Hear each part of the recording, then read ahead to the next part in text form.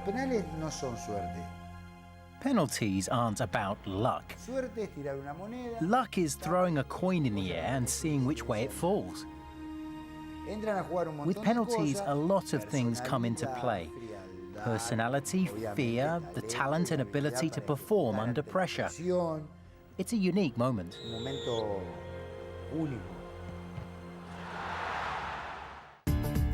The year is 1990, and the 14th FIFA World Cup has launched in Italy.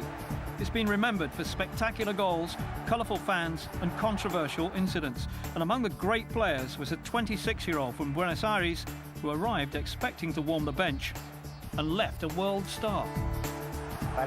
It was a completely new experience for me. I remember the night before the first match ringing my father to remind him to tape everything so as to ensure I would have a record of me at the World Cup. But in the end, things turned out rather differently. As holders, Argentina took part in the opening game against the African no-hopers from Cameroon. In goal for Argentina was veteran Nery Pompidou, undisputed #1. But this was not his day. There was only one goal and it was scored by Cameroon, and it was Pompidou's error that handed the West Africans the most unlikely of victories.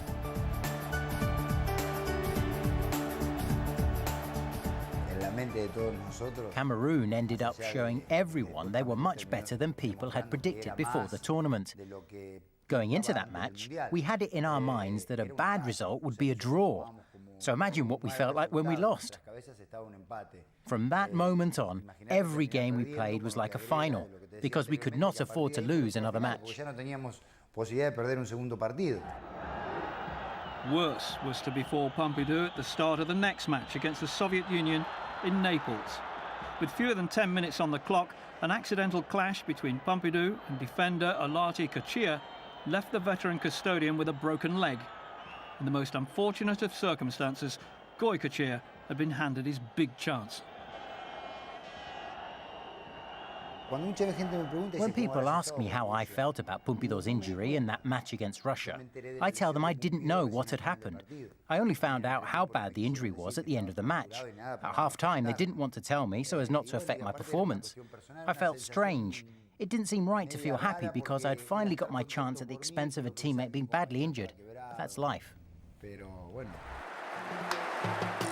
A draw in their final group game meant that Argentina would have to meet arch-rivals Brazil in the round of 16.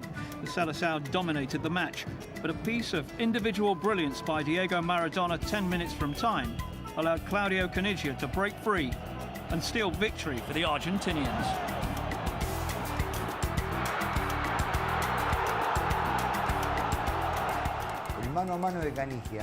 Caniggia was able to score that goal thanks to Maradona. When the Brazilians saw that it was Maradona who had the ball, all four of them went to close him down, leaving the space open for Caniggia.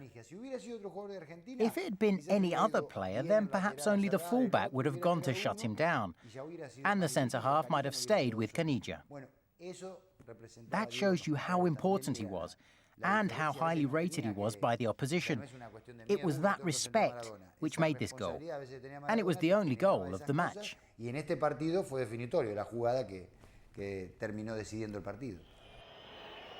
Goy Kochia really started to make his name in Argentina's next match, the quarter-final against Yugoslavia in Florence. With a deadlock unbroken after 90 minutes and extra time, penalties would decide the winner.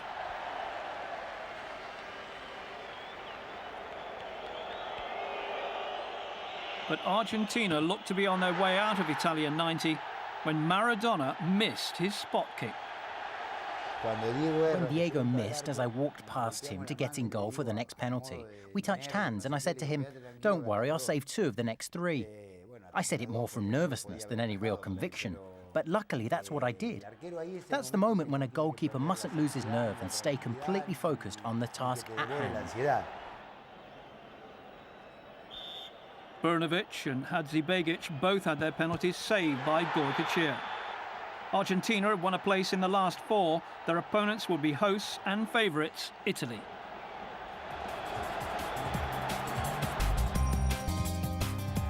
In front of more than 60,000 fans in Naples, in Diego Maradona's club stadium, Argentina raised their game.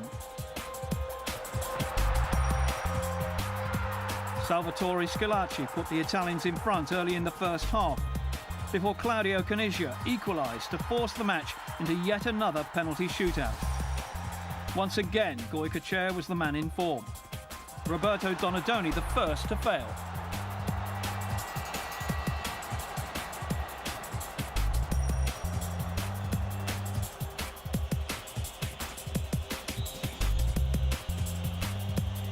This time around, Diego Maradona made no mistake. Italy needed to score their last penalty to keep their hopes alive. Aldo Serena faced Sergio Goycochea and couldn't score. Argentina were through. La verdadera final. Emotionally, our final was that match against Italy. It's not that we didn't try our best against Germany. It's just that our feelings ran so high in the semi-final that when we came to the final, we were simply too tired. What I also remember from that match against Italy is that they didn't insult us like they did elsewhere, as a mark of respect to Diego. That certainly wasn't the case in the final against West Germany. Held in Rome's Stadio Olimpico, a hostile crowd made it clear from the outset whom they were supporting, whistling the Argentina national anthem.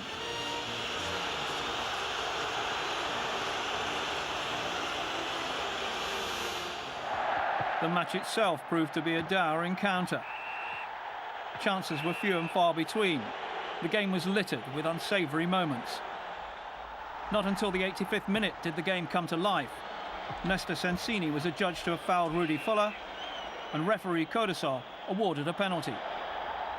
That left Andreas Bremer facing Goycochea with a chance to win the FIFA World Cup.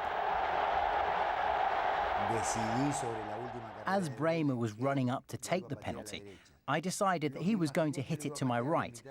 I thought he was going to hit it high into the net because Bremer was a guy who hit the ball with both feet, was used to taking free kicks over walls and was used to hitting the ball high into the top of the net.